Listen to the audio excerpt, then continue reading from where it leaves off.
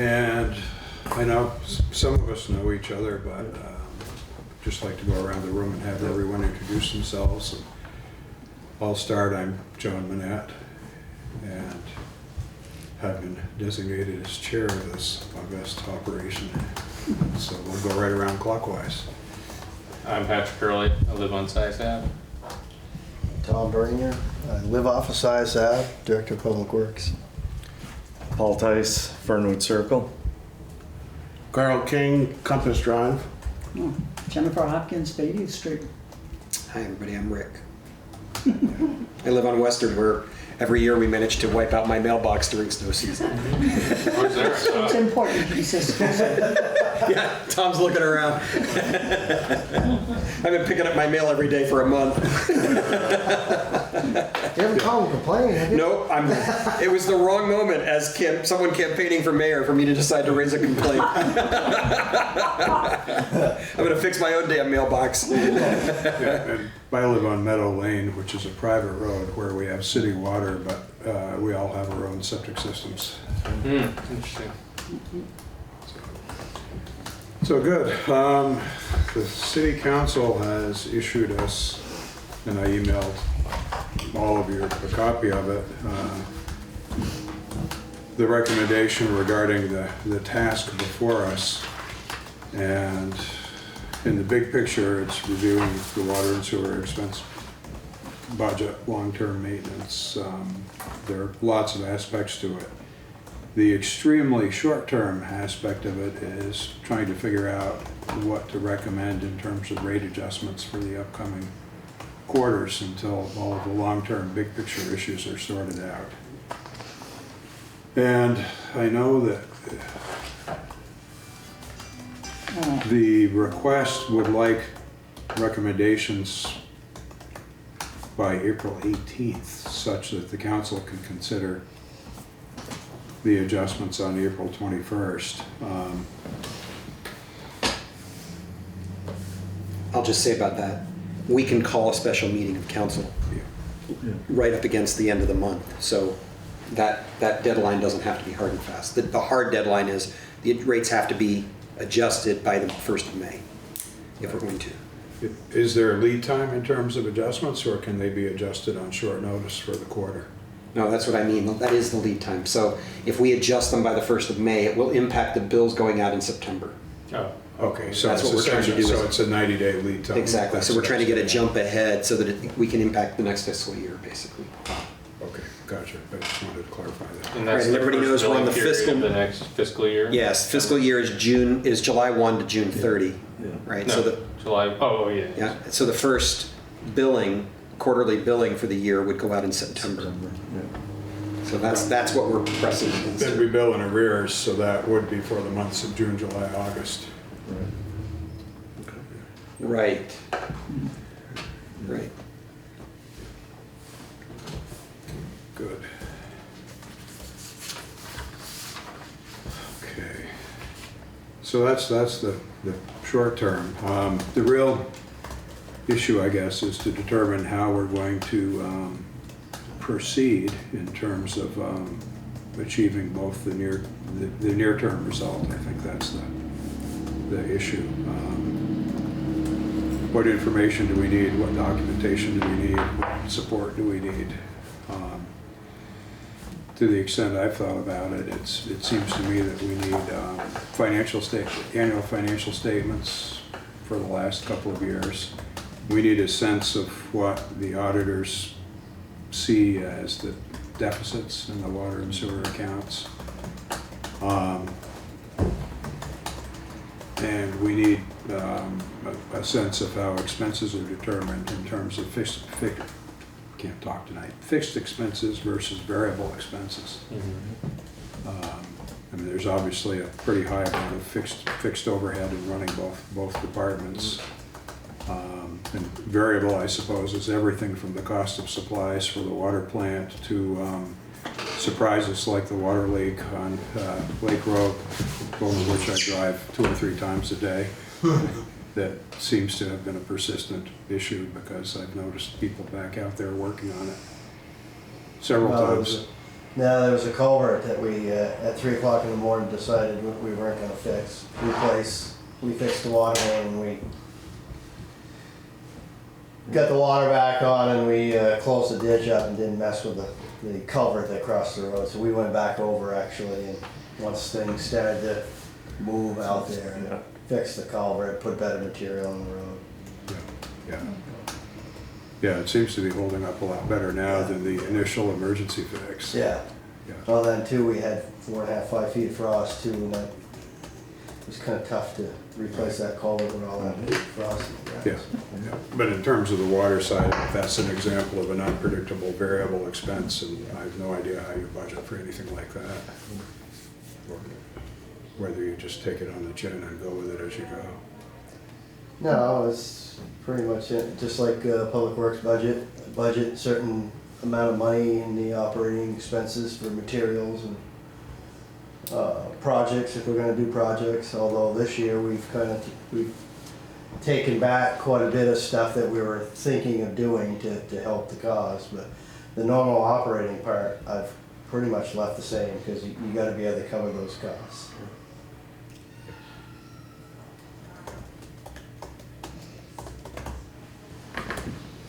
Yeah, so I think in terms of looking at increases, I mean, my thoughts are that we need to get back to figuring out what the shortfalls are and have a short-term plan in terms of how we're going to make up at least some of it. Just to make sure that ideally going forward it's break even, and then we have the issue of how do you address the past deficit to bring that back into force. And you know, I'm not sure if anyone else has any thoughts as to how we go about doing that.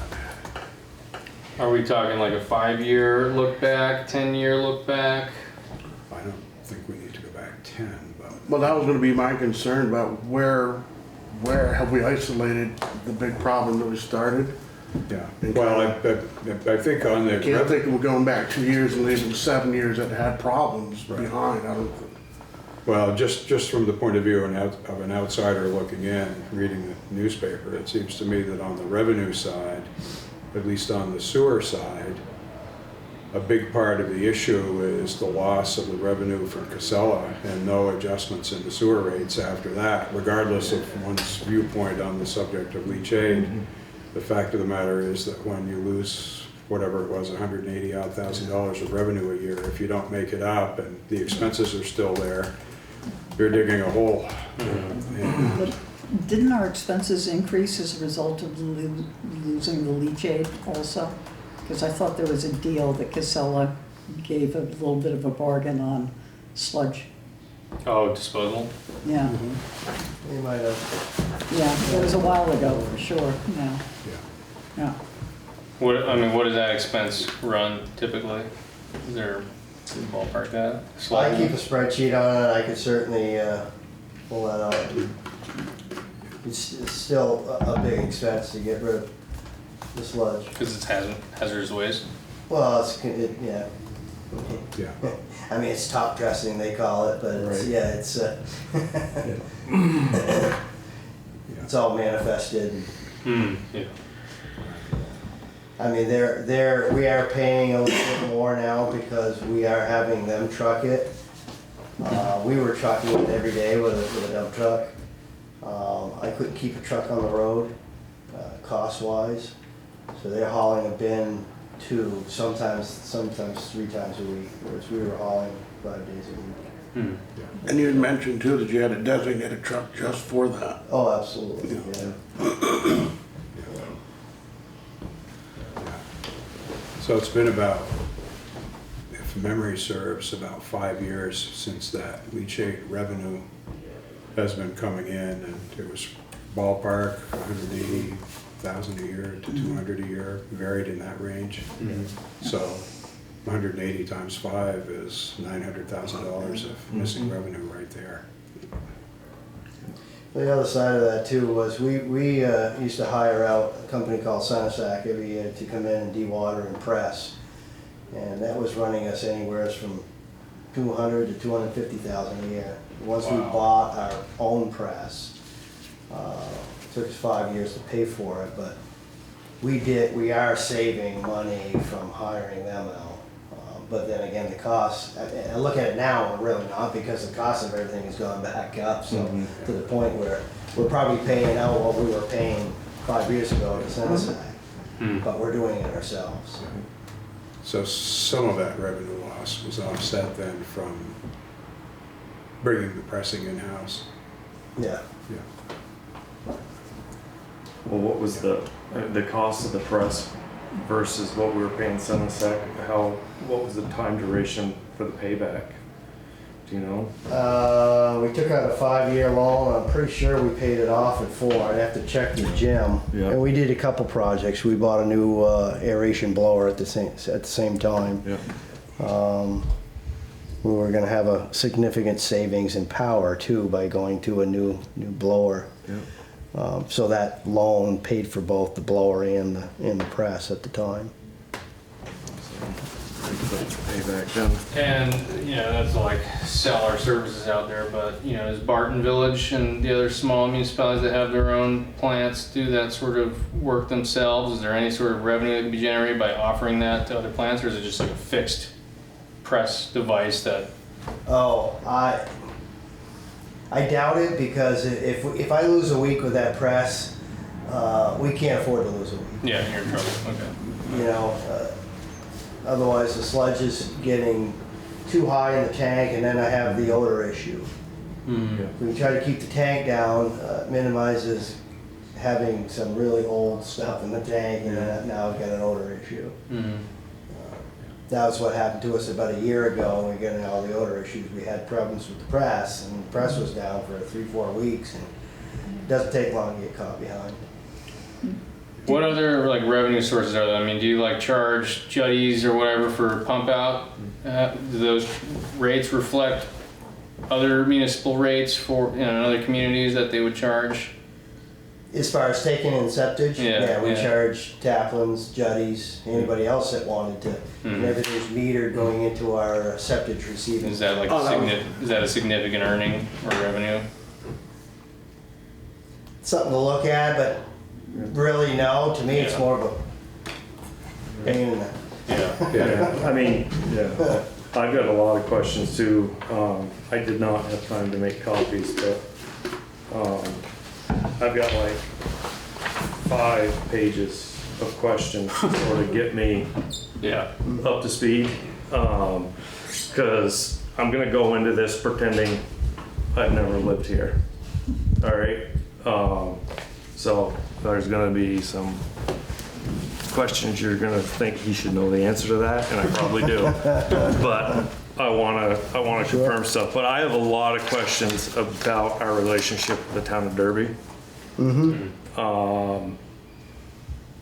I don't know much about it, but if we are providing them water and sewer service, and we're just making what we're getting from our residents, and we're giving them tax benefits because now their development area is worth more, then they need to step up to the plate. Well, there's You an know. agreement. The village actually owns 13% of our plant.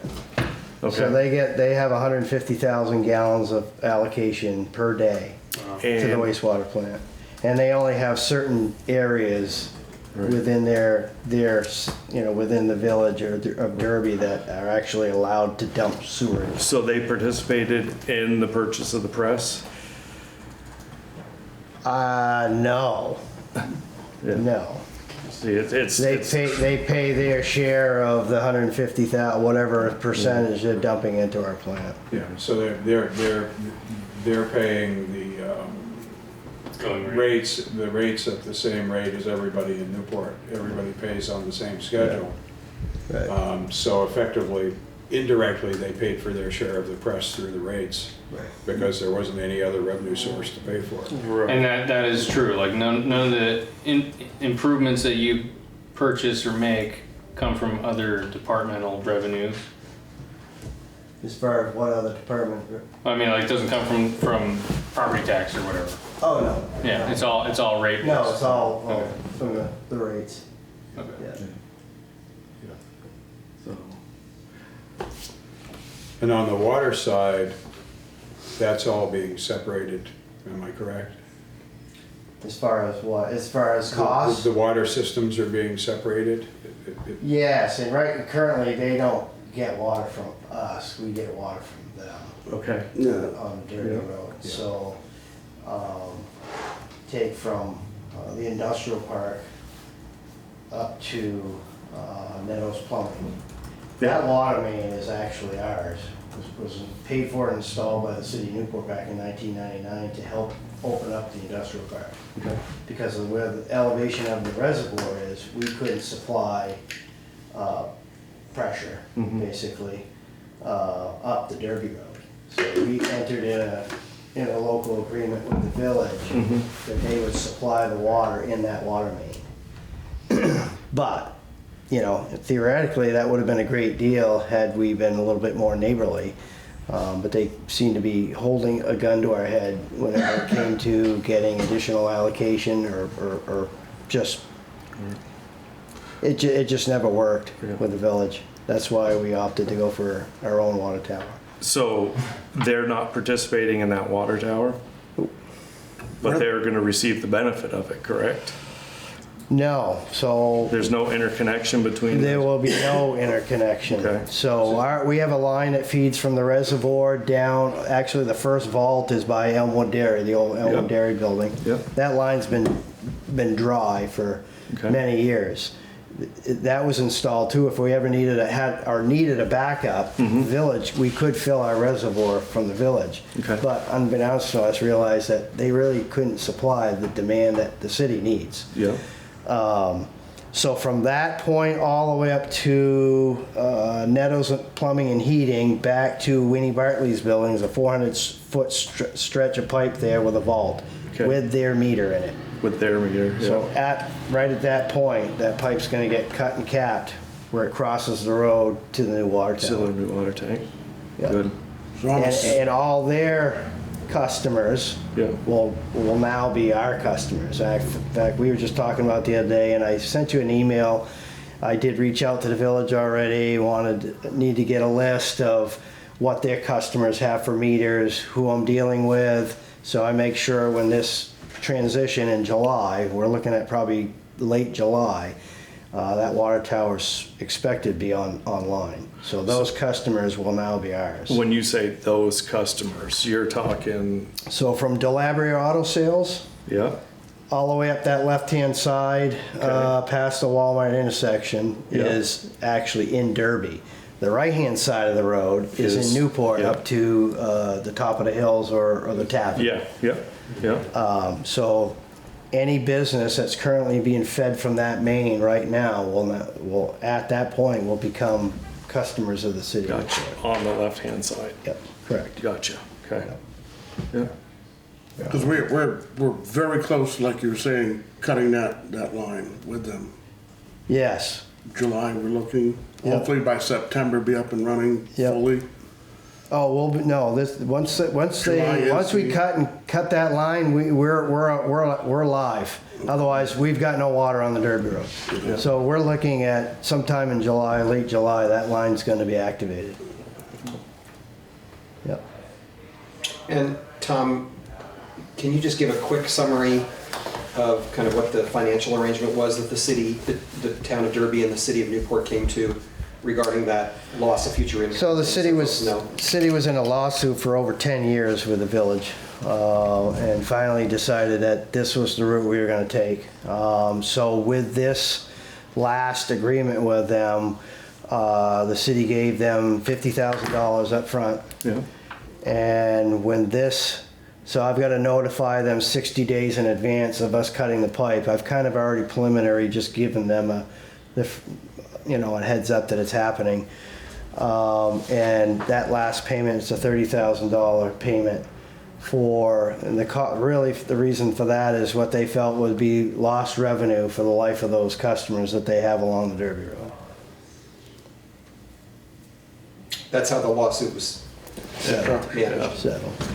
But the problem for the city was we've got an industrial park. Right. We've got Pauline's 140 acres and no way of enticing somebody to come here Right. without the water to supply them. Yep. The sewer we can, but the water we can't.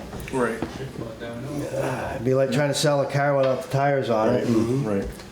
Or no gas for it. yeah, So- and Sorry, I didn't mean to interrupt. So that I mean, like, this is all really important information, but it sounds like that is, that's in the Oh, works. It's gonna that's- happen. It's not really oh, gonna it's- change it's- the bottom line at this point. no.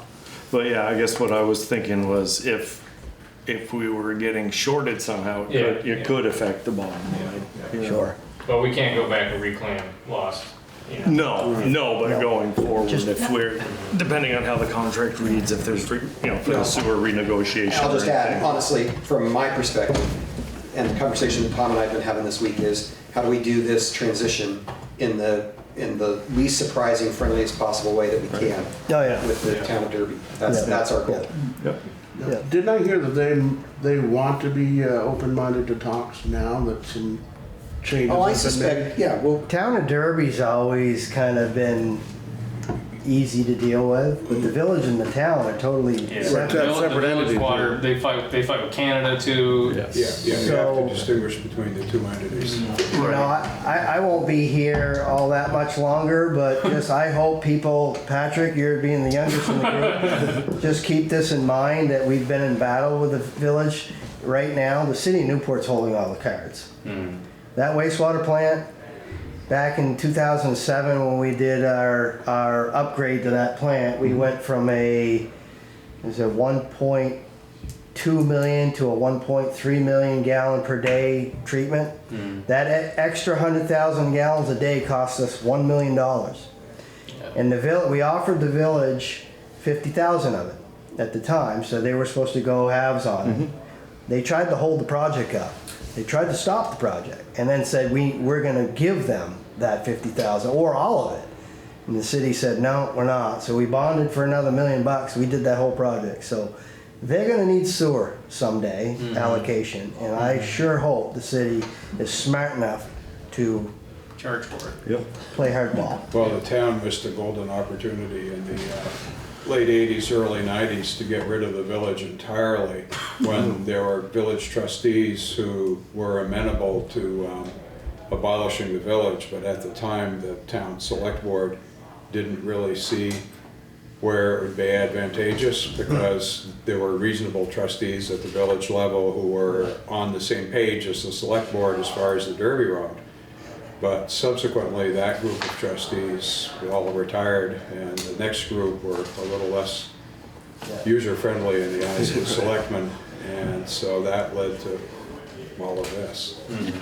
They've been very difficult to deal with. Yeah. I remember they gave John Ward a verbal in a meeting saying that we could, because we still have 5 customers on our old system up there that have their own pressurizing tanks in there because we can't supply enough pressure to those buildings. They said, yeah, go ahead and hook them up. So I hired a company, EJ Prescott, to come and do a wet tap at Elmwood Dairy because they're supplied with a bigger pipe. And the day I was doing it that afternoon, the village and their operator showed up and said, no. So I tapped the line. We spent probably, this was 7, 8 years ago, probably at a cost of $6,000, $8,000 for a day to have them come in and us do the work, and we had to cap it. This is what we were dealing with. okay, so I'm just gonna throw into the mix, keep in mind, all of these meetings are public. Pam's here filming, and it's my job as mayor to build the most constructive relationship I can with all of our surrounding partners, which we intend to do. So, all we're really doing is stating kind of the facts from the perspective of the folks who've been most involved here about how we got here and what we're dealing with going forward. Right. And so, looking back to how far back we should go. I mean, it really seems like we should probably just go back to when we lost the Casella income. I mean, And then, Well, so let me just say, there's more than one thing going on here. yeah, So Casella's a thing. yeah, It's also true that since, as far as I can tell, since roughly 2016 or 17, well, actually it goes back even further than that. Since way back in 2011, there has been a practice of charging a significant amount of the city manager's salary, roughly 60%, exactly 60%, of the city manager's salary has been charged to water and sewer, and a significant portion of the office administrator, financial person in this office, like 35 or 40% of that person's salary has been charged. Started at 15. Well, what I've been told, Jennifer, is I that, have some of the records. okay, I'm not going to quibble with you, but I'm just saying, Yeah. John Ward did it first. Yeah, he did. Right? All of And- that was John's, yeah. Right, and there was a particular set of circumstances that led the city to go in that direction. Then it didn't change. Yeah. And so that practice continued since at least 2016, 17. Okay, so And- what does that amount to per year? 60 and 35%. Is that 100 grand? Yeah, I mean, you could, but rough, kind of seat of the pants, rough estimate is $100,000 a year plus. And don't forget that when you do a salary like that, you also have to include I pension understand. and all those. I'm just saying, without trying to go back and do the actual math, $100,000 a year plus, right? So that's another piece of what took place. And you combine those things with the natural cost of operating the facility that has been going up, of course, because everything does. Put all of that together and say, here's what's happened on the expense side, and then look at the reality that we went from 2016 forward with no change in rate until 2024, where we changed it twice last year in 2024 and raised it, right? So that's how we got into this position. And if you go back and look at annual reports where you can just see the numbers side by side for 3 years in a row, the practice for some significant number of years, roughly 2017 forward, has been to just take the expense line and put it in this is the amount of income we expect to receive from ratepayers minus, what we get from Derby and that kind of stuff, right? But roughly it's that same number, regardless of what we raised the previous year, which has in general been about 2/3 of the new line. And so you could see that the $400,000, $500,000 a year deficit that was sitting there on that annual report in the numbers, and nothing was done to address the rates during that period of time. So I just want to be careful not to say that there was one thing that did this. I think it was a complex matter. Yeah. I think You have to realize, if you back up, when they put the rates in, it was passed with John Wilson saying, as long as it doesn't change for 5 years. And the city manager at the time followed that. Right. And the first year did not know how to budget, and it's, exact down to the penny. Right, and you might just say a word, Jennifer, about the commission, the water, what was it called, water commission? Yeah, because you were on the original one. Because you were, I don't know that we ever had an official title. so can you just talk about what it was and when it was established and when it ended, just so we have a sense of your When history did with it? we ended when we got the rates, though we weren't supposed to, because we were supposed to then go back and review how the rates were. And I'm trying to think, it was adopted in 2016, but we must have started 4 or 5 years before that on doing it. And we were the ones who created basically the rate structure, established the floor of the minimum to have the fixed and the variable cost, which is a misnomer that's in our rate structure, because Based on the new metered users is what you're talking yeah. about at that And point. at that point, we had 100 test meters and I think 300, about 300 commercial meters. Yeah. And one of the things was, an example would be the hospital had a meter that was a commercial meter, so they paid $75 a quarter. The fact of the matter was, when it came online, it was $2,000 or $3,000 for the water that flowed through. Because even the meters, they were not metered, really being charged correctly. So at that point, and we had the hospital, Columbia Forest Products on there. We had an apartment owner, 2 private citizens. And the only thing I can say is we came up with rates which we were hogtied a little bit to keep them within the realm of what the overall people would do, because the majority at the point we were doing it were non-metered.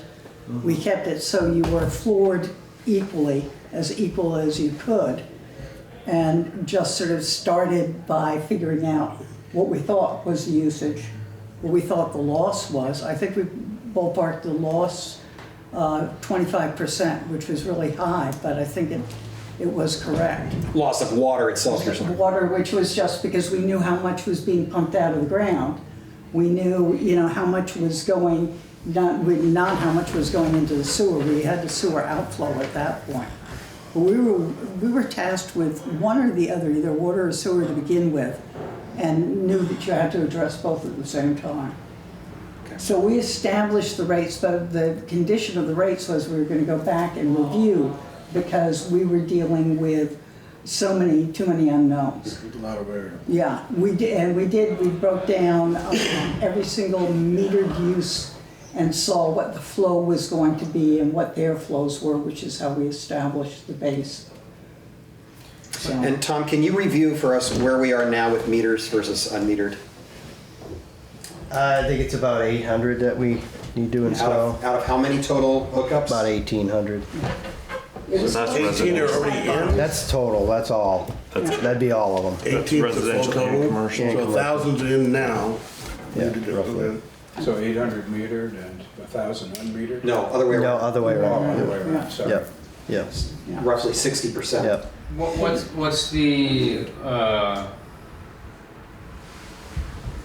What's the information on that? Is it like by address? Is it like, how do you know? If I were to ask you for data on like who's metered and unmetered, so we could like maybe come up with a prioritization of who to meter first, what is available of that information? Is it just like, does it have any sort of location information associated with it? Well, the meter's out there. I mean, we're all radio read now. Yeah, yeah. We just drive around the truck and gather it within a couple, 3 hours. We've got the whole city. Mhm. It used to take us 2 weeks with 2 guys walking around touchpad or going in properties and reading the numbers and, Yeah. so yeah, we know everybody that is metered. Okay. Okay. Yeah, absolutely.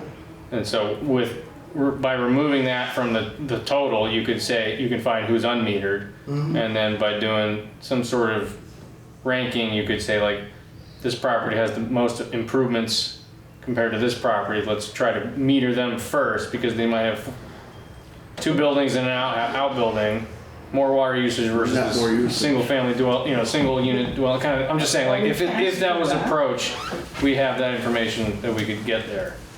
Yeah. But meters are not required at this point, still. Well, okay, so let's just go back to the kind of establishing document. I was quite certain that they were. Yeah. Yeah. Oh, so nobody's enforcing it then? Well, here's the thing. How do I enforce it? Yeah. For one, we're still working on the lead and copper stuff. So part of gathering all that information, doing the lead and copper inventory, we were gathering people's emails and phone numbers because I can go out and I hate to say it, but waste our time putting flyers on doors and people aren't calling you. Oh, yeah, sure.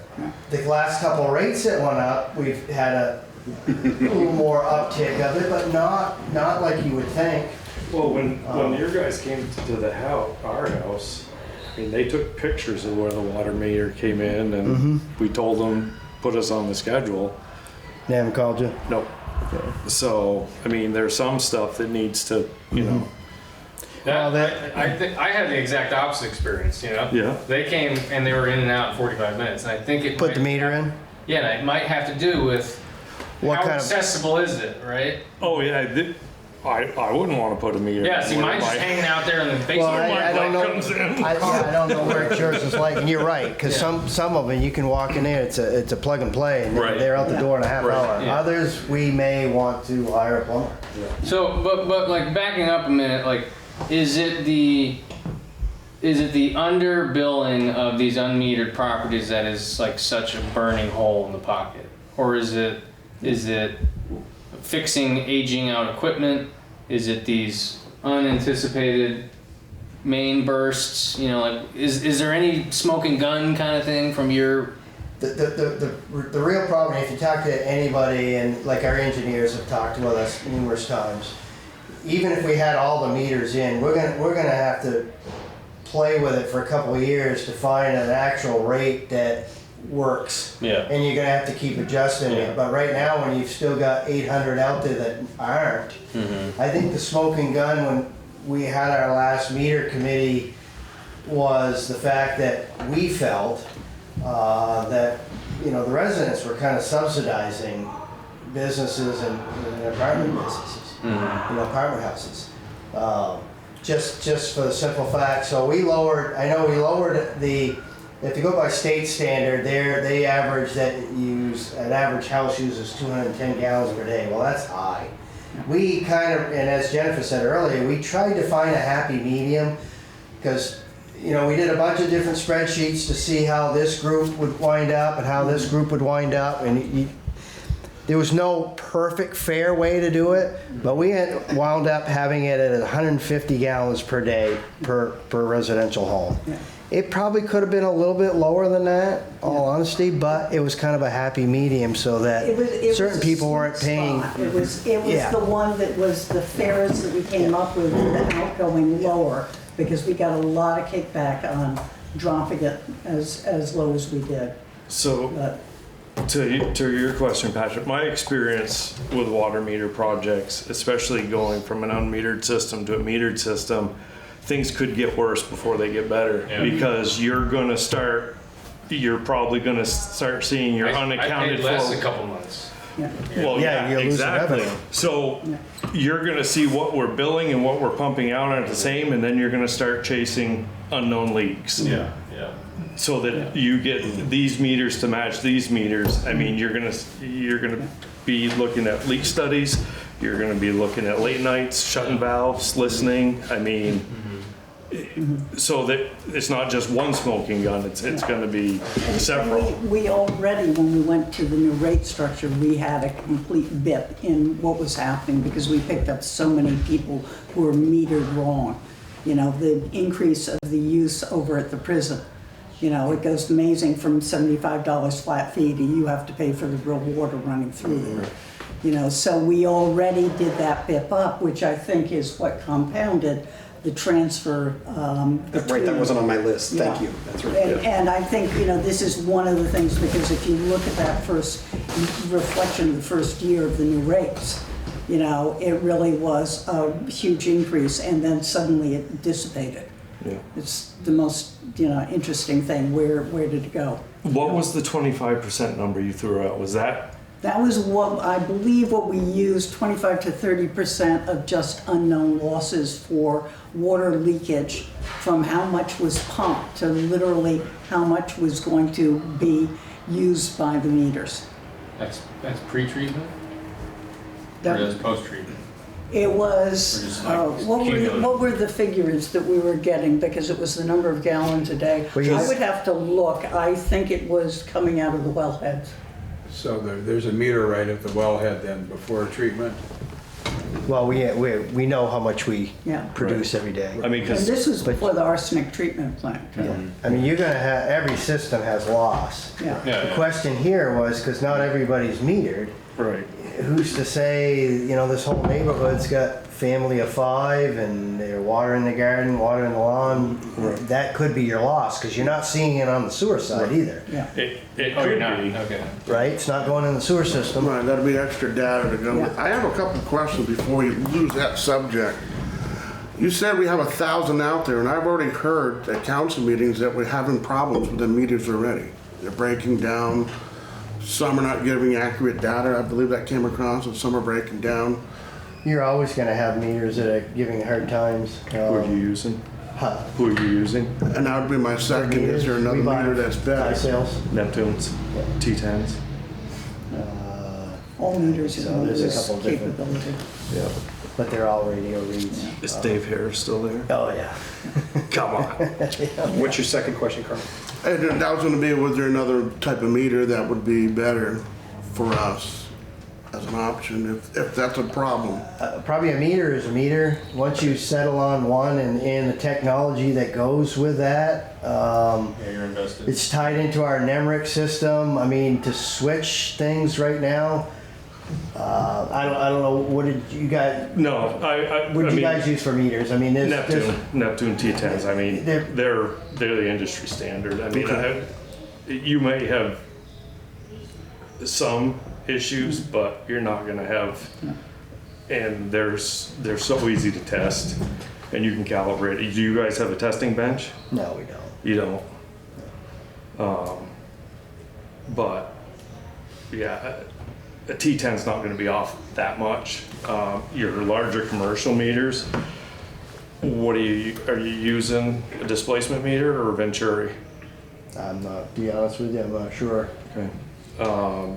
Compound to catch the low flows and the high So flows. compound, yeah, displacement meter. Okay.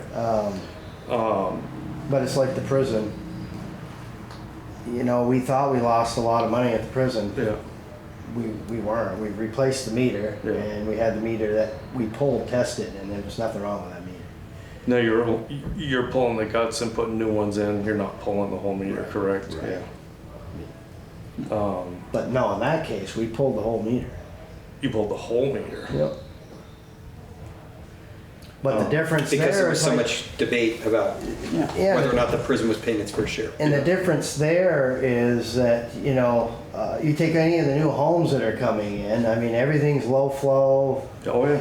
you know, and when this all happened, the prison did a total, I mean, I did the site work when they built the prison, so, it was back in the late 80s. So they went through the whole facility, all shower heads, toilets, sinks. They shut down the sign shop, shut down the woodworking shop. I mean, they cut their flows in half, just from conserving water. Which in our case, it'd be like, as Patrick said, your bill was cheaper. Right. When I put a meter into my house, I think it was $100 a year less than what I had been paying. Yeah, and that's So what- we needed to account for losing that revenue. We haven't been. And probably not something that we could quantify, is like, there's been a lot of renovations and remodels lately. I took out 2 3.5 gallon toilets. I put in 1 1/4, you know? Yeah. Like, so there's just a lot less usage going on too. So I think that unfortunately, you know, like we can, it sounds like we could chase a lot of loose ends, but ultimately I think we just need to really do a cost projection and just figure out what the going rate per gallon should be and apply that, but with a fair balance to metered and unmetered. Yeah. Somehow. With that being said, though, if there truly is close to a 25% water loss, that's astronomical. It is, but do we have the money to go chase that? You know, like that's, It's man hours. yeah. So let's back up a little bit. I haven't done one in probably 3-4 years, but around the time this was all taking place, we did exactly that. Did you? We've done a couple. Yeah. Did we find anything big? No, Yeah. we didn't. And not to say every Oh, yeah. system's got water loss. There's Yeah. no way, two ways around it. But I think our water loss is because we have so many unmetered. In the summertime, like you said, you're washing your car, you're watering your garden, you're doing anything outside, well, that water's not going to the sewer system. So we were basing the flows that we were dumping out at the wastewater plant, trying to offset what we Yeah. were producing and saying, here's our loss. Well, we really don't know that. Even the hospital has their chiller. They use a ton of water, but that water is being evaporated, so Right. it's not going to the sewer system. It also was a safeguard for basically if we under ballparked really badly, you know, having that 25%, you know, it was going to at least bring. Count for it, revenue in. Yeah. So I got a So question. it just, you know, it was, you know, yeah. It's a best estimate, you know. Just so I understand, is it 25% the difference between produced and wastewater treated, or produced and delivered? Well, we don't know what produced and got delivered because you only have, you know, that 6,000. Yeah. Okay, so you don't have like a main to main that So you're we're metering going- as it goes out. Yeah. You know, we bill the sewer based on your water meter. Mhm. Or if you're a residential with no meter, you're getting that fixed cost. Oh, right. Oh, So any, you know, commercial or myself, it's based off that meter. consumption. Right. You can't meter trunk lines, is basically what you're saying, like a certain section of town, you have a meter at your trunk line, and where you branch out, you know how much water's coming to that line. This No, was- you just know what's going to the end user. Yeah. Right. If everybody was We were metered, just Yeah. using what was If everybody was Yeah. metered, you would, then we could do a lot on. A real mass balance and figure out where you're losing, Yeah. Right. not where, but how much you're losing. Right. But you know, like it's a good. I just think like I do water my garden, and like I pay for it because I'm metered. But like I gotta water a lot in Newport because it's some sandy ass soil and it goes right through the ground. It's gone forever. You know, it doesn't linger, at least in my neighborhood. So like that could be, you know, especially if some of those properties that are unmetered are lots of lawn. You know, we had a couple years of serious drought before the last 2 summers, so that like is a potential, Yeah. you know, major usage. right, as long as we're ready for when all the meters are in, to potentially see The truth. the truth. As long as we're The ready loss, for that. yeah, the losses, Yeah. transmission loss, Yeah. And we identify, oh, I'm sorry. No, go ahead, Carl. I was gonna say, we identified when we might have them all in, some No. sort of projection. No, so let me speak to that. So I just want to kind of focus us a little bit. This is actually really helpful to kind of get all this stuff out on the table. But I think Patrick has named the immediate question, which is what's the per gallon rate we should be charging, or the per household rate, however we end up having to Yeah, we discriminate, gotta figure out right? units. In order to cover our current costs. And the good news is, to the best of our ability, the council put together a budget this year that backed out some of those inappropriate costs for fiscal year 25-26. I just like the manager budget. So for instance, there's 10% of the city manager's salary and benefits, and 10% of the financial and office administrator position that are attributed to water and sewer this year, not 60 and 35%. And instead of 25% of the city clerk's office, 3 staff and their salaries, being attributed to the water and sewer operations, 12.5% is being attributed only to sewer, because we're expressly forbidden to charge that office to the water budget by charter.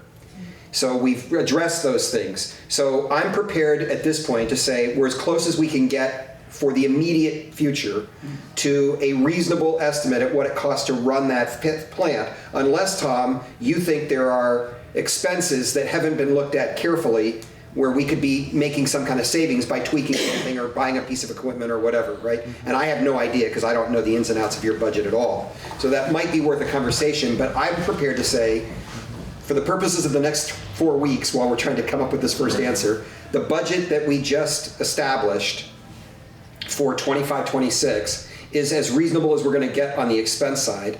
Therefore, we ought to be able to take the number of residential and commercial hookups and figure out what the household amount ought to be, or some base rate. There ought to, and the real question is, how do we figure out what that number is, and then how to apply it as fairly as possible to the metered versus unmetered users, right? And that's the answer we need by the 31st of April. Are there 31 days in April? 21st.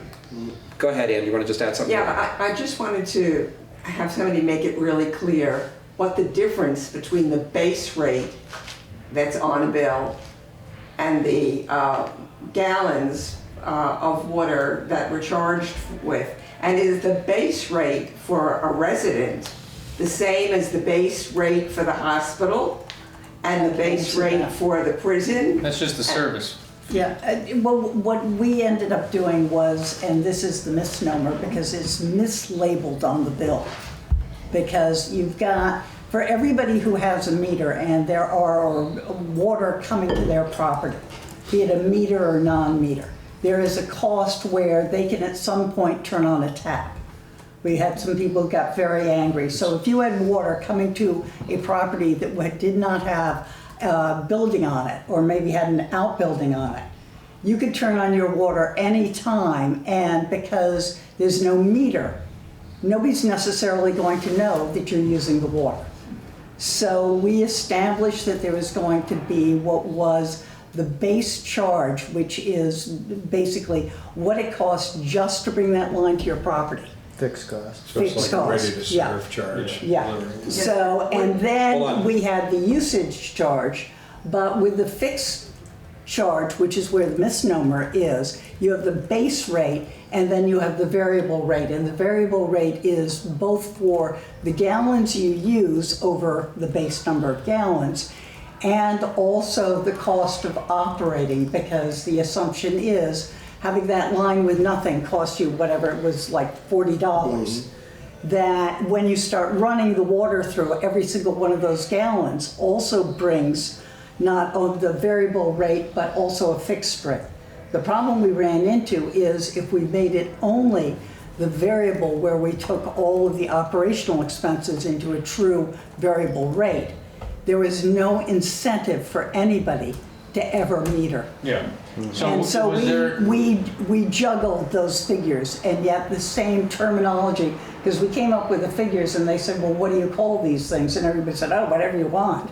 And that's what we came up with, whatever you But want. do you think you take account of the fact that a hospital costs the city a lot more in infrastructure than a mere residential house that's nearby? does it though? I don't think you can say that. I mean, Because they're responsible from the main to the building. Yeah. So the main's there, the hospital's. It's, the main reason we got the city manager's salary and every other salary pulled into there was John Ward's theory that the hospital does not pay property taxes and costs the city to be there. Therefore, every single nonprofit used water. So they were all going to pay the water, and they were going to transfer some of the cost of the city into that so they could recoup the loss of tax revenue. That is how it was presented. That's why basically it started. But the base rate could be higher for some of these companies and some of the hospitals. At that point, we did have a commercial rate, we did have a residential rate, we had a huge confused rate structure. We still do because of the property, say on the ledges where it's above ground, so you can't really charge them the same rate. There are reasons for the exceptions to the base rate. But I think the only way it's fair is that everybody pays the same base rate, be you a resident or be you an industry or an apartment, and where are you going to call the difference between? Well, is there a variation on the base rate based upon the size of the meter and the service that goes? In other words, a building that has a half-inch service entrance line or whatever? We kind of hashed a lot of those out too, thinking And the the answer is same. no. No, but it was based on that 13.5. Yeah. You'd be a 1 EU, or if you're over that, you're 2 EU, and so on. Sorry, so it's all equivalent user. Yeah, Okay. yeah. So then, like the hospital, I don't know what they are, but Yeah. I just want to elaborate a little bit on what Jennifer said, and you know, whether it was right or wrong having the city managers and Becky's and downstairs. But you think that the city of Newport has, what, close to 30% of our grand list is untaxed. Yeah. And then you take the village of Derby that has 13% of the sewer coming here. I think that was a big portion of why they thought, okay, you know, putting those salaries there is hitting these entities that aren't paying tax to the city of Newport. And in theory, that probably adds to a 30% of our grand list on tax. That's a big number. so is that because state ownership? Yeah, mostly. But I thought state pays Hospital, payment in prison. lieu of taxes. That's minimal by comparison to what. I thought it was like 89%.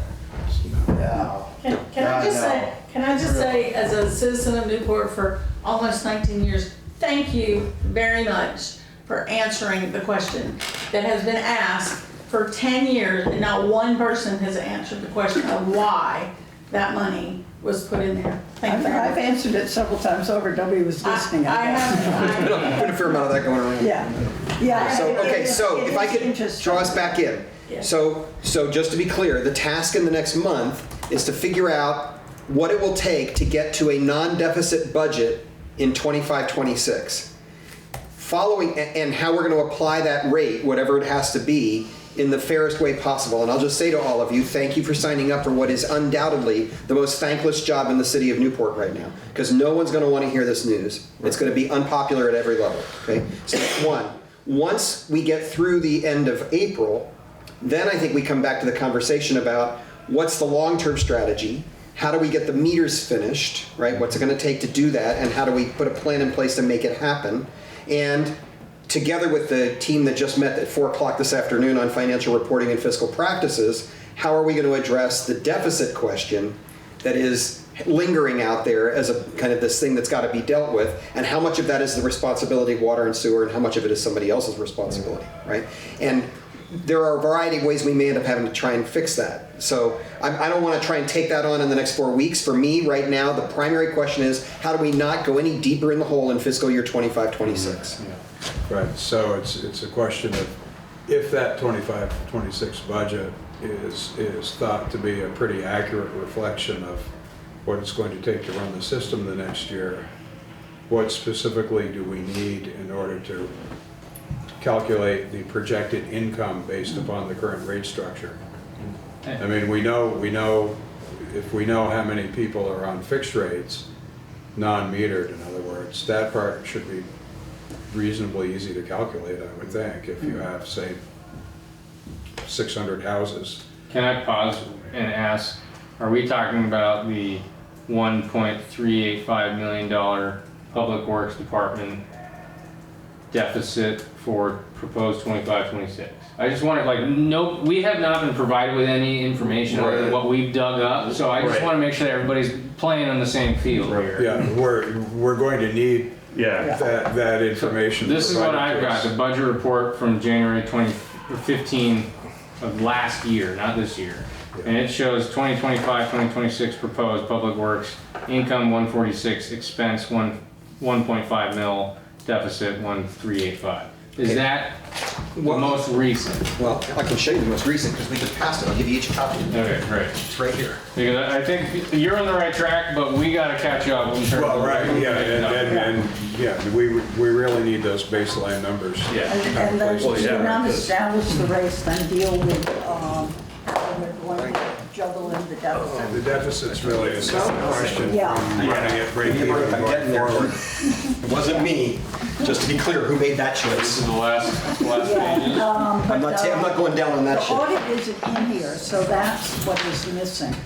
Does Sorry? this include the audited figures in last year's? or Oh, no? sorry, there's a matching report Yeah, that I may have to send to you because I'm not sure I can lay my hands on 15 copies of it. It's down in the treasurer's office. Yeah. So, yes, in addition to this, the auditor report was like 70 pages or something like that. So instead of trying to print the entire thing, which would have made this cost prohibitive, we just made photocopies of that and made them available to go with I know this. there's a box of them downstairs. Yeah, in and Jim's I can't get office. in that office. I don't have a key to Is that this office. online?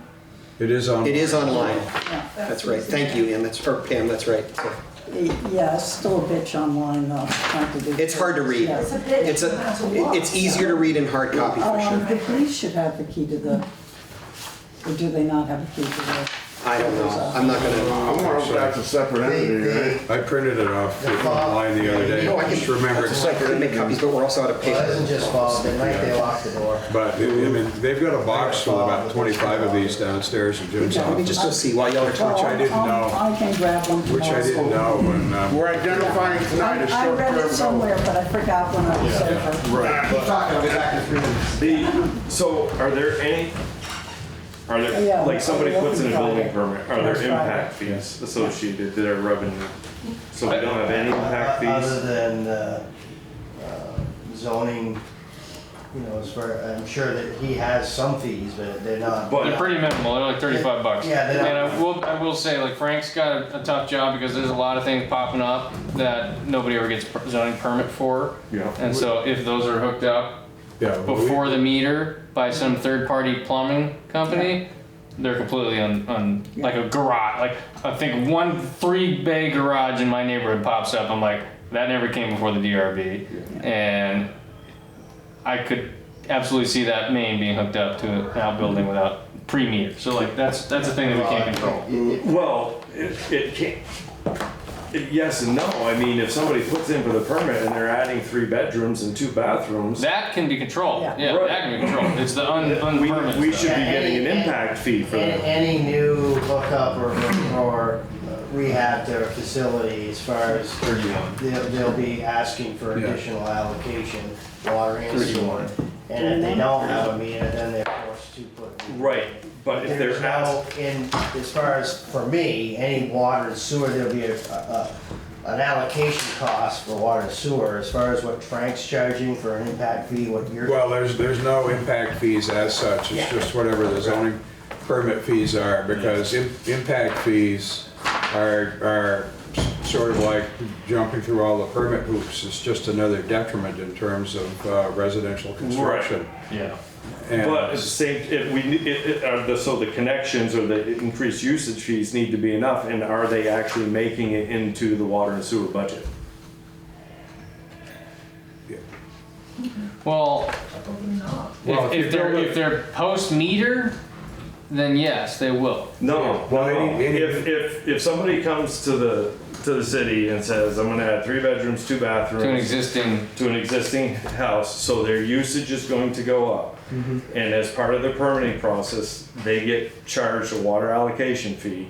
Does that fee actually make it into the water and sewer I budget? see. Or does it go to zoning? Does it come out? Yeah. Right. Oh, I no, so if I've done a sewer allocation or water allocation, those revenues come to the water and sewer department. Because Are it's they part of your listed in here? paperwork. Oh, I don't know if they list them in here, but they clearly, because it is separate from the general budget as an enterprise fund, those funds clearly go to water and sewer. Okay. and there I are, guess I was confused by what you were asking. Yeah, so, But and when new they connection show it fees. here, no, I don't put anything in my budget as far as, to me, that's extra No, revenue that we didn't account for. well, the other way that the city becomes aware of anything like that is that anybody And then if That's you what I'm use, saying, the who basic is water's going to coming in. expand so that's a structure that requires either potable water or septic or sewer or both, has to get a state wastewater system and a potable water supply permit. And in order to get that permit, where they're intending to use municipal services, they can't get the permit until they go see Tom and get allocation and pay for the allocation. I mean, looking at these numbers, I mean, like, we're talking anywhere from $30 to $892 in allocation fees over the past 4 years. I'll be honest, I can go get I keep a 3-ring binder for allocations, and the last couple of years, I've had maybe 2 or 3, 4. Right. Because But there's again, not much going on. There's not much going on. Right. And again, like you said, if you're expanding your house or putting in, you come to us for an allocation, you don't have a meter, well, now on that new allocation sheet, it states right on, it, at your expense.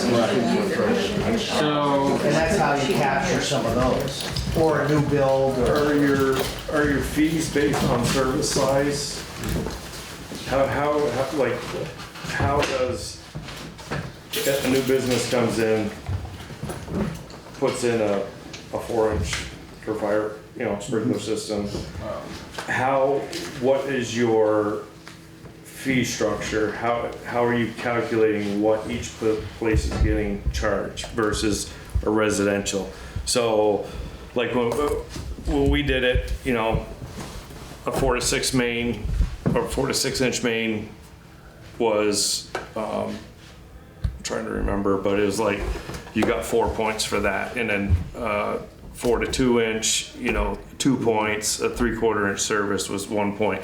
You do all the calculations for demand, size, what it was feeding, and then the total number of points were multiplied by That's what they- what that's what fee. their fee was. yeah. Is that what we do? No. Yeah, that gets And back to what I was that asking 4 or earlier. that 4 or the 6 that you're putting in there, is that actual a usage pipe, or is that just an encased pipe. or is that a sprinkler line that? Well, all that Generally, was, it's not- right, all that was built into that, how much was for sprinklers, how much was for domestic use. We went through all that to determine, we had connection fees upwards of $10,000. And, a regular house was $2,000 to connect. So you're talking like a commercial for industrial. Commercial versus, right, I mean, there was one fee structure, and you would just go through and, I guess what worries me about that is like that would be hedging bets on another hopeful investment in a community that is just waiting for hopeful investment. So like, I don't really want to go down the road of where like, if some, you know, angel investor wants to go put a new Bogner plant somewhere, we're gonna charge them 10K because like we have no control of that, right? Like I think more like we gotta adjust. I don't like saying this, but there's got to be some sort of disincentivization for unmetered properties in the short term. Well, except I have at least 5 friends who So tell when you me had a regularly hook, say you had a that 4-inch they line put in going into for their a meter property, so and you years guys ago, and supplied they're the not meter Hold on, and Tom, everything? hold on. I just want to make sure we're having one conversation at a time because that all feels important. Yeah. Go ahead, No, Lori. I have people who come to me regularly and say, I called the city 2 years ago for a meter and no one's called me back. I called for a Okay. meter last week and no one's called me back. Hypothetical. If we were to this is completely hypothetical, don't put this on Facebook. If we were to lobby a fine for being unmetered after a certain date, and that fine was waived if you got a third-party contractor to install a meter for you, is that even possible? Would you provide a meter and let Netto's go and install it, kind of thing? Like, is that Who's paying Netto's? the landowner would pay the Netto's, you would buy the meter, Well, they would put you can't do that. They can't do that. No, because we've already been putting meters in for free. Yeah. And the Yeah. other side is that if a plumber's doing it, they have to pull a meter through the state to do that, whereas we're exempt because we own the Oh. system. Okay. We don't have to pull a meter, pull a permit for every meter Wow. installed. Okay. I just want to, So, I want to hear the end of the conversation you two were trying to have. no, I was just curious, you talking about the fees, I'm just curious if you're supplying, were they putting the pipe into or supplying the meter and that's where a lot of that cost was coming from? Oh yeah, they paid for the tap. They paid plus paid the connection. So fee to us. that is true then here. That's why I just Yeah. want to make sure. So Yeah. yeah, if I've got a new residential home going in, we tap the pipe. Yeah. We tap the pipe, so from the copper to the curb stop, and we bill them for that, and then we take over for the life of it. So that is section. part of the income in here. Correct. Okay. And then the meter on a new place, they pay for, they're not getting the free meter like we are. Existing They residents pay were. for that, and then we take it over for the life of it. Yeah. So So I very- was a little confused on whether how that was working, how Right. you were interpreting that. Right. So to what you were saying, Patrick, I wasn't implying that we should or shouldn't. I was asking if we are doing it Yeah. currently and how much of the income we're seeing. Yeah. Because it's not much for allocation. fees. Well, again, Right. I can go get my allocation. Yeah, no, I don't doubt it, yeah. And But I think that, there's like, what no you're getting going at on. is a good idea for his part due, where it's like, all right, how do we get back to deficit? Right. You know, like, if Right. we're gonna have some longer term Yeah. things, like, that might be a Right. good idea. Right. The bigger the hookup, the bigger the fee. Right. And you know, what you were talking about, Hold on, let's, what you were talking about with trying to promote development and stuff, I tell you right now, you and I are polar opposites because to put burden, the burden of expansion on the residents to bring in a commercial, Yeah. nix that. Yeah. Oh, yeah. Can I just ask, when you say you bring in that income and that income can be $10,000, is that income going to what we would call the general fund? Or is that income going to water and? That's what I was Going to asking water and Tom, and it's sewer. going to water and sewer. Absolutely. It is? Well, no, but I was, the example I was using was from the water system I worked at. That's fine. But I don't know what the fees here are. If I'm using supplies to do a hookup to a new house, if they were bought through the water system or the sewer system, that revenue is going back to the water and sewer fund. Yeah. But like, let's be real, like, the new hookups aren't a big revenue generator. No, because we don't have a whole right now we're not lot. building. Yeah, we're not, yeah. So, But let's just, I want to be clear about that too, right? This city just overwhelmingly affirmed a development plan that calls for massive redevelopment in our downtown core, including 410 residential units and a whole bunch of commercial. So while that's not going to happen tomorrow, it's on the horizon for starting 2-3 years down the road. Right. And whatever we're thinking should take that into account. So, right, so in your water incomes and your sewer incomes. I mean, is there anything that's, other than this lump sum, is there another spreadsheet that shows a more detailed breakdown?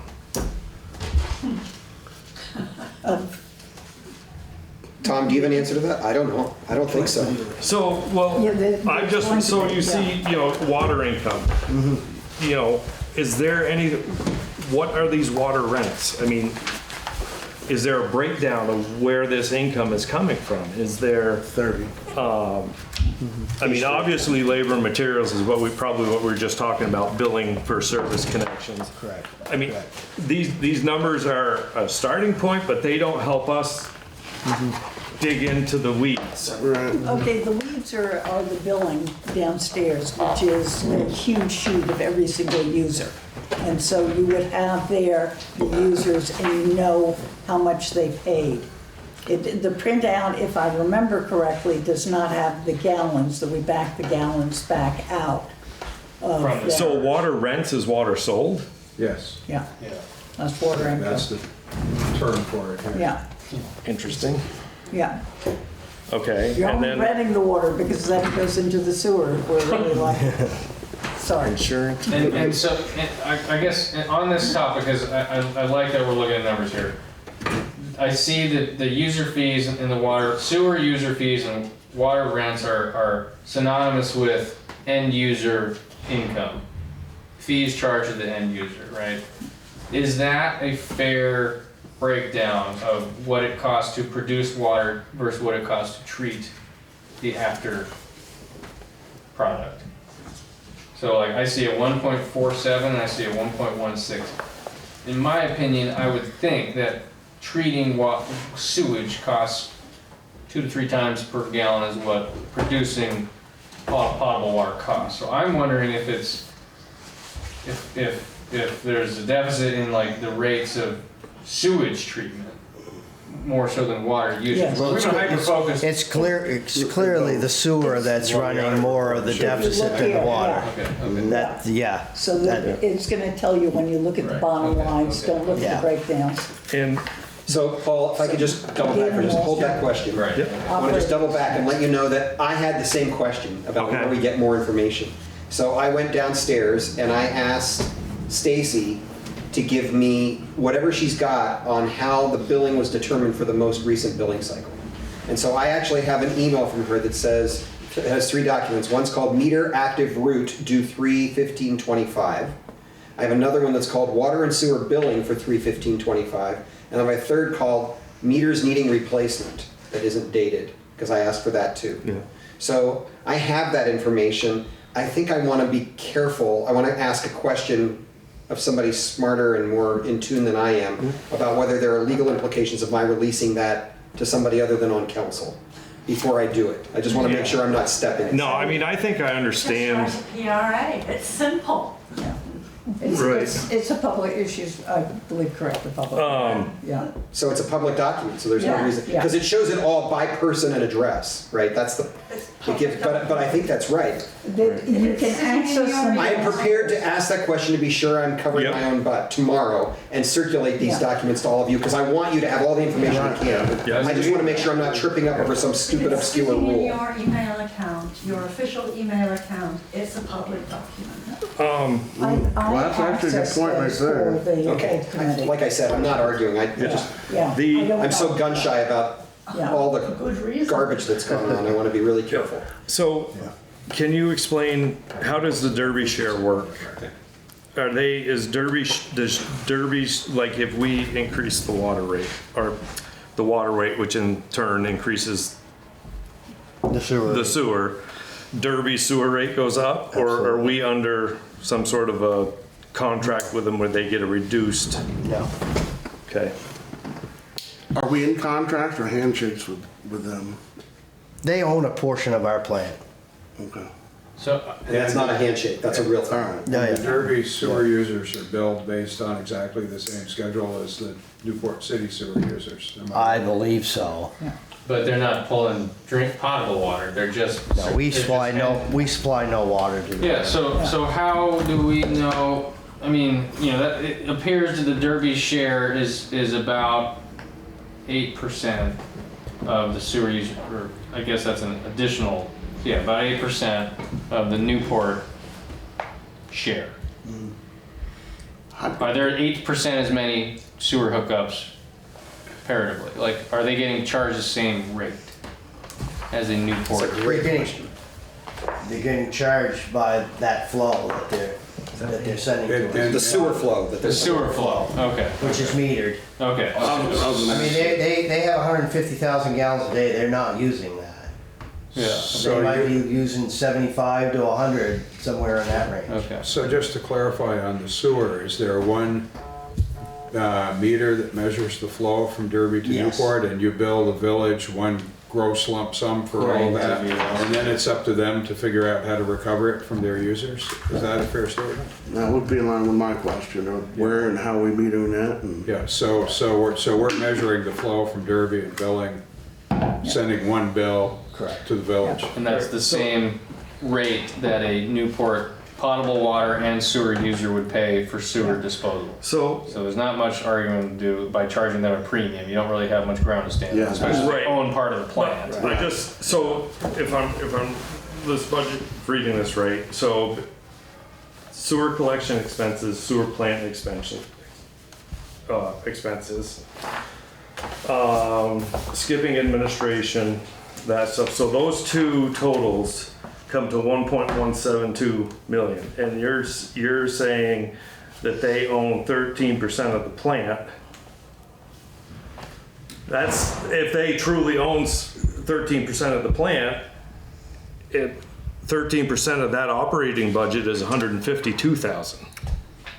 Yeah, but they own the plant, yeah. but they're charged by the usage, so Well, the question would be, if they ever. that's like me going to the bank and saying, I own this house, but I only want to pay for the amount of time I'm in it. That's a fair argument. So let's back up a second, and I don't know this answer because I've never gotten into it, to be Yeah. honest with you. I'm not the city manager, I'm not the administrator, financial person. Are they paying for that? I see where, are they paying for that additional? Right. I don't know that. Right. I think they might be, but I'm not sure of that. I have no 13% idea. At the outset? Whether you're making money or losing money, you own 13%. Right. Yeah. Exactly. I mean, didn't they pay for the 13% at the outset, and that's what got them the guarantee of being able to send us up to 150? So they paid. that might have been their incentive. I think they paid, they would be. Well, that would be a barely piece of meet you information that we downstairs. definitely But I need. think they paid Up that front. share of the plant up front. So one of the things you would like to see is what were the documents that established the relationship when the plant was built? Correct. Is that correct? And any additional documents from when the added capacity was created, right, Tom? Which was what year? 2007, but There was no document because they didn't they want got to- no additional allocation. Right. The city fronted all of that. And because the city fronted it all, Derby got zero. They have only the. Yeah, they original kept their 150,000 gallons a day. They, And they're not using all of that. So our total capacity is what now? 1.3. You're using 150. And I think our daily average is, I believe it's just under 600,000 gallons. So wow, so you're only effectively, at half capacity.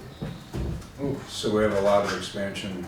Well, the averages throughout the year. So in the summer months, or a rain event, we do still get inundated with.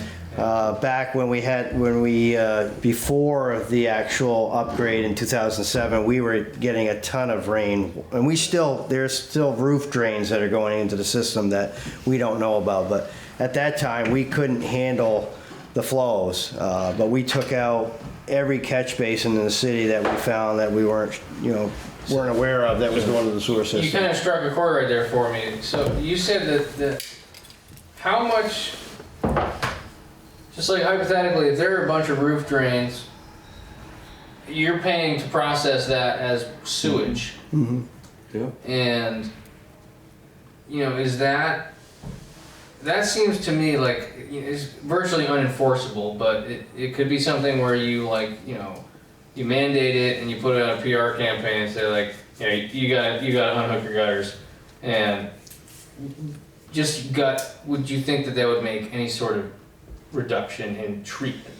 Not enough to make it worthwhile. That's really mostly just old commercial buildings anyway, because nobody's residential gutters. There we go, Dan. Not true. I mean, I see houses gutters all the time going to catch basins. Yeah. We tried that many years ago. Would it be different now? Maybe. Yeah. And again, we back when that all happened, we couldn't hit. It's like when we got we couldn't handle a 2.5-inch rain. Yeah. And of course, then we got our first 1272 order and had to meet the guidelines with the state of Vermont. After our upgrade and everything that we found, the Public Works Department in the field, we could meet a 5-inch rain. Is there still stuff out there that we don't know about? Do you have daily operating or processing rates for that plant, and that I could like compare with rainfall, and if it lines up, you're like, well, shit, we got a lot of rainfall. We know we still get spikes when it rains. Yeah. It's not significant like it used to be many years ago, Well, it's but not significant. again, if you're Talking about a spread, it's very crucial to see that data. we've done smoke testing. Yeah, I know that. Yeah. We've found a few places here and there, and as we find them, we try to work with the homeowners to correct it, or business or whatever. Okay. But as you know, that scenarios like that sometimes are pretty tough. How do you find it? Yeah, and how do you enforce it? You're not going to drive around looking at gutters all day long. Tom, I got a question for you. You've been doing this a long time. What city in Vermont do you think would be comparable to Newport that we could perhaps pull a model from or ask questions about, who has a system just similar as ours in the city? Do you have that information throughout the years? St. Albans? You'd have to look at population, so Yeah. looking at St. John's. St. Wood, J's, St. yeah, Albans. probably the only. Is there any information we can glean from what they are doing? I can Google St. Albans water sewer budget if you want.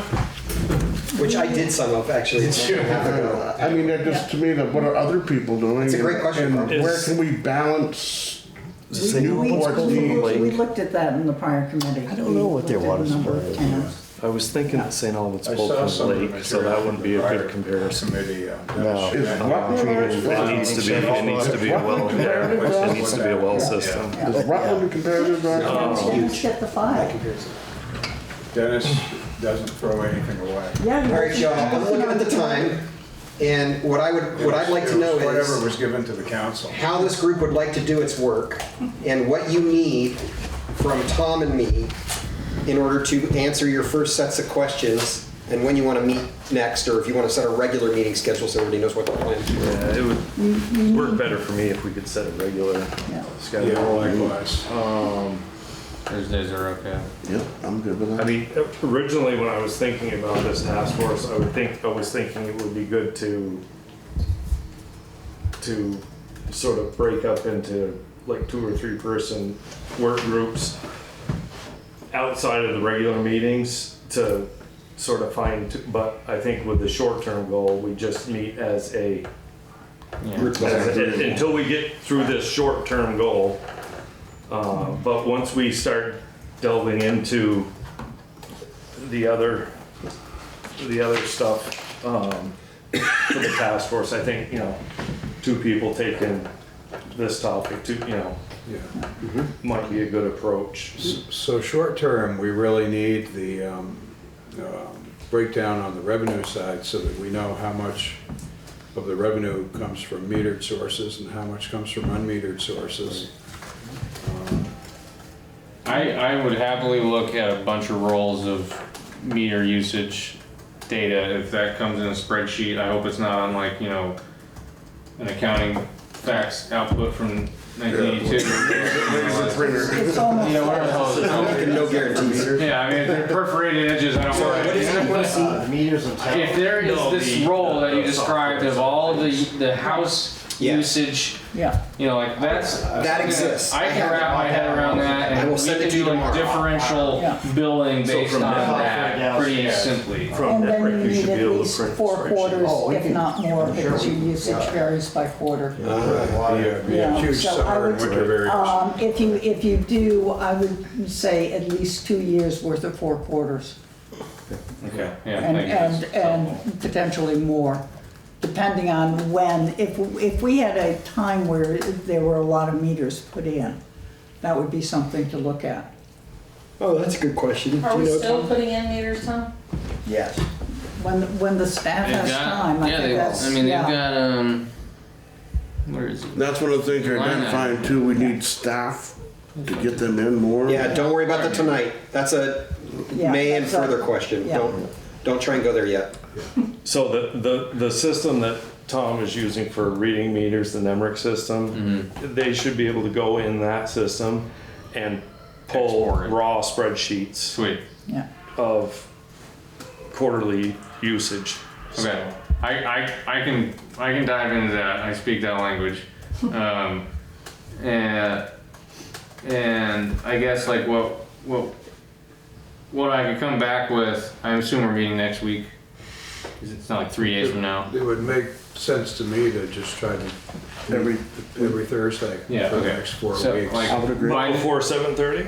Yeah, Well, it was set at 7:30 in part because I was at another meeting before at 7:15. Yeah. So we do what time, Zoom is that meetings? typical or can we move the meeting? When's the other committee meeting? Fourth Thursday of every month, I have an issue with that, but otherwise, the first 3 Thursdays of the month, I could move it to 6:30 or so, if that works better for people.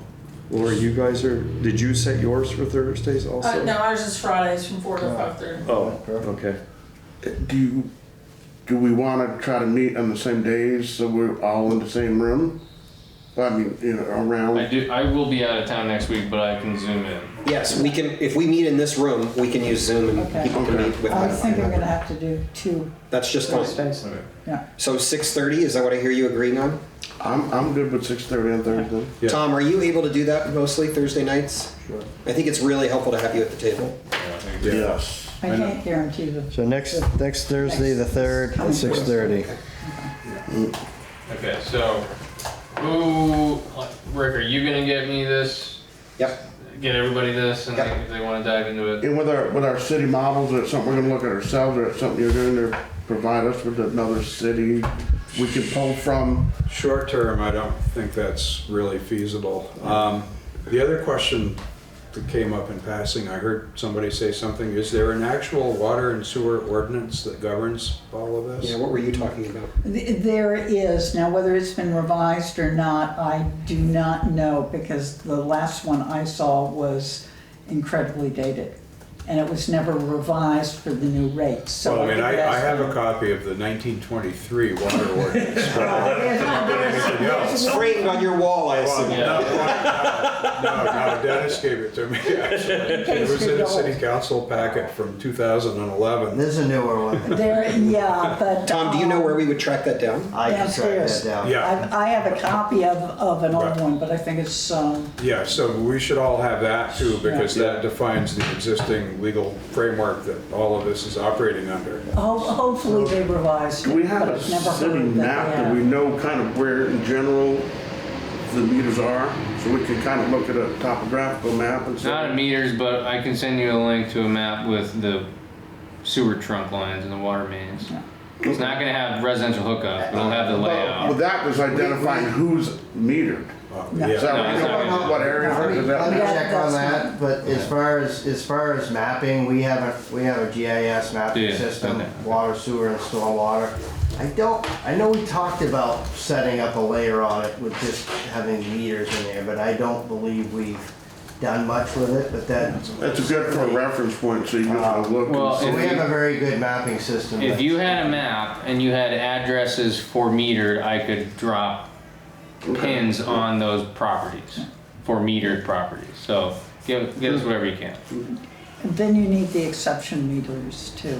I don't know what that is. There's some that are quarterly meters, because if you read the water and sewer rates, There are some exceptions of the things that are going. So the ledges would be one. Are we gonna be provided with all those exceptions information as well? It's none of it's You're major. talking Farron Street. Yeah, that- yeah. That's a seasonal, Yeah. that further section out is only seasonal. Yeah, Right, and yeah. they're at a different structure, but they're 10 residences or if Yeah, that? something like that. Yeah. Where it's physically impossible for them to be year-round unless they drill their own wells. And Correct. a couple of people have drilled their Correct. own wells. So that We they have a can't water be line that year-round. actually is on top of the ground at these Exactly. camps. The Yeah, rest of them have, the rest of them have wells. Yeah. yeah.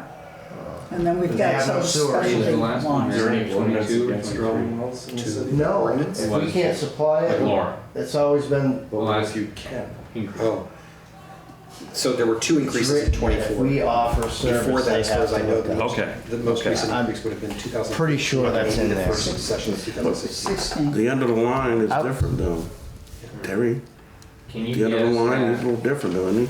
Who's that? On the other side of the prison, March sewer Hubert? rate amendment in 2022. Oh, yeah, no, he's way All past, the, I'll just show you. yeah. I could identify. I also wanted to mention to everybody that if you have questions or you have things that you want to find, either toss it to Rick or even toss it directly I'd to say me. copy both of us. Just send the, and then we'll figure out. Because you're on, Something like that for the last. you were sent the same email, Yeah. right? So we have your email. You should That's have the it. schedule, isn't it? Yeah. It's my name, Amen. Thomas Stopberg. To the rate schedule. Yeah, there are rate Yeah, sheets. there but I is- was asking there is a about rate the- sheet. Yeah, certainly. Yeah, You said you had a list of Um, questions. Yeah, some of them are Well, answered, but, To be perfectly wanna honest. Give me a copy of it or send it to me. yeah, Let's see, Laura's Yeah. one didn't shoot pass, it so to the you. only So- one that was Yep. Mary Sullivan, right? And those were percentages. in most of it. So, Yes, you're saying in the two times the water rates were raised last year. Yeah. Yes, it was done by percentage over whatever the previous. had And been. I have the flow that Laura tried to do when she said it was a 3% across the board and one was going up 7%, but that never passed. Did it pass, Ann or Pam? It didn't, right.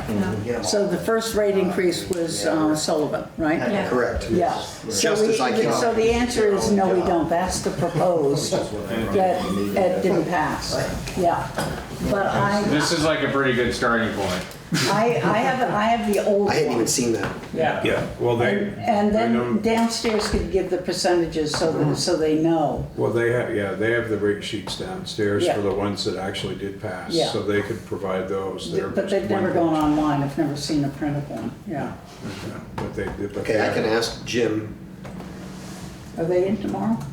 Oh, yeah. Okay. Well, in the morning. Yeah, so. Oh yeah, they're done at noon, right? Yeah, so they could provide the last two, well, it would be, there would be two rate sheets for the two increases last year. And then the prior rate sheet goes back to, what, 16, 17, back in that. 2016, yeah. Took enough heat. I ought to have those numbers indelibly printed in my brain. Because there's no residential commercial, right? It's one. Okay, Yeah, it's Well, one the- rate. It is. So I think we have a plan for our next meeting. We've asked for a lot of information. You know, the immediate task clearly is just to try to come up with a formula for generating enough income to cover the expenses in this budget, so that it becomes break even, and then addressing past deficits is a totally separate issue. and that number that we're trying to come up with have some kind of a logical rationale in it for how we're managing the metered versus unmetered in a fair Right. way. Yeah. That's the third rail of this whole conversation. Well, and ultimately, it's almost impossible to balance out metered versus unmetered without The making only, somebody unhappy. There's not gonna be any equality, but you're gonna be close enough. yeah. Well, that's where the simple-minded method of a percentage as an interim measure may end up being the most practical thing to do. Would there, I think we have to build an incentive that potentially with whatever the rate is, you'll increase and the increase percentage-wise will be higher for the non-metered. It's the only way you're gonna force people to meet. Yes, but I'll just say, one of the things that I've struggled with over the last years, I've learned more and more about this, Jennifer, is that I think was the rationale that you all used initially, Well, right? that's what we wanted to Basically, say, right? yeah. It was what was designed to try and incentivize the process. The problem, of course, is that for all the reasons we've discussed tonight, that we're putting in low flow, Yeah. shower heads and toilets and that kind of stuff, and because people will watch more carefully when they can see their meter, Yeah. the end game there is actually going to be less income, and you're going to have to jack those Yeah. rates up anyway. So And I get what you're talking about, but at the end of the day, there's something Yeah. Right. that we But have I to state think- carefully, yeah. because putting in a meter does not mean your rates will forever remain low. No, what I'm saying is we would do so much better if we have everybody metered. We agree about that. So the key is, in my mind, get as many meters in as you can. Address Lori's friends who seem to not get meters, but I do know when we first started this, we had a city manager secretary who threw away all the people who requested meters. She just did not. She wrote down their names dutifully and never did anything, because we sat there and said, why has nobody asked for meters back in 2016? So, because I really don't agree with the people that charging the people that don't have meters more, because that's a very slippery slope. So you don't know if they put in a request. Is the city doing its due diligence to continually remind people? I mean, you're going down a punishment road that I don't think you want to go down. Right, so is there a carrot instead of a stick? Right. exactly, Yeah, right. part of that Need carrot something. has to be coming up with the capacity to get meters installed on a reasonably timely basis. Right. And then the question for us is, where does that capacity come from? Right. We're trying to reduce the budget, not add to it. Oh, yeah. Well, to that, my father always said sometimes you have to spend money to make money. And I've told Rick a number of times, we may have to spend money to bring someone in to get the meters on in order to get to where we're going. But Well, I don't know, man. His guys charge $45 an hour, Well, right? Is that what your techs run? To put the meter in? No, just like what's your labor rate? Because Like when you do a Netto's tap. going to charge twice that. no, I understand, but if his guys can't do it, we're talking about getting 800 meters in. And if his guys can't do it, we might have to spend the money to bring in an outside company that can get it done in 6 months instead of 6 years.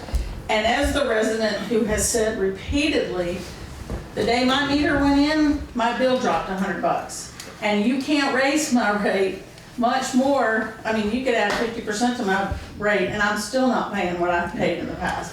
So that's why I've always said the mistake, whether little bit or not, when the meters went in, to only charge me the base rate plus what I was using, actually lowered. And I had 4 or 5 people living in my house. and But it's still you see lowered. the reason, basically, it was what was really fair, because you're paying for Right. your usage, Oh, I and we figured out Yeah. understand. everybody pays the same price per gallon. Yep. It doesn't make a difference if you use 1 gallon, or 250 gallons, or Right. 20,000 Yeah, gallons. I understand. And the other piece that you really need to factor in is that for years, you have budgeted $25,000 approximately for meters.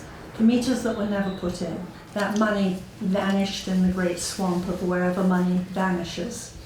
But you have already had citizens paying that money.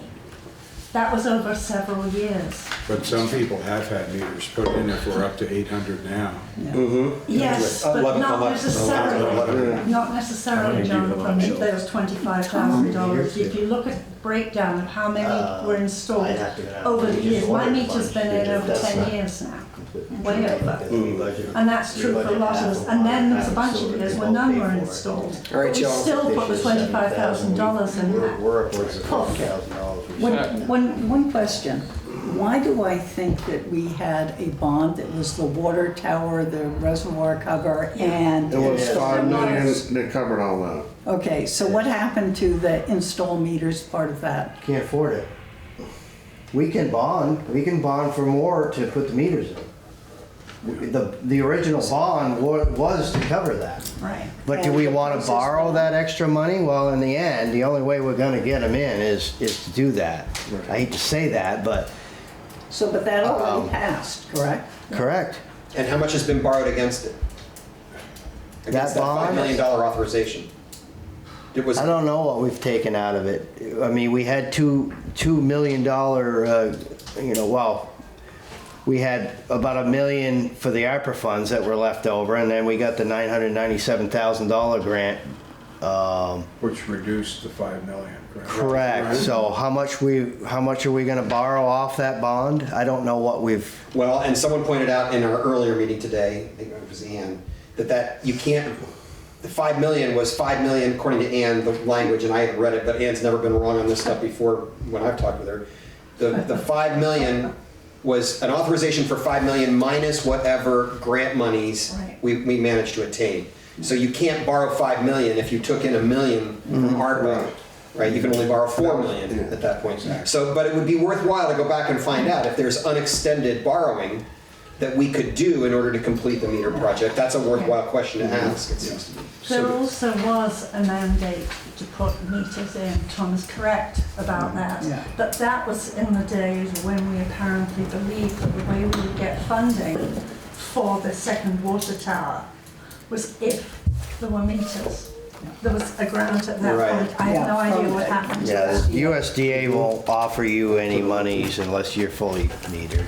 Right. They'll offer grants, well, I don't know about now, but before, they were offered grants to put meters in. We had started looking at that avenue. I came across some old material on that point, which was that USDA would not give a grant because Newport City's water and sewer rates were so low. Oh, absolutely. That's correct. Because they were near the lowest in the entire state, and they're still actually near the lowest in the entire state.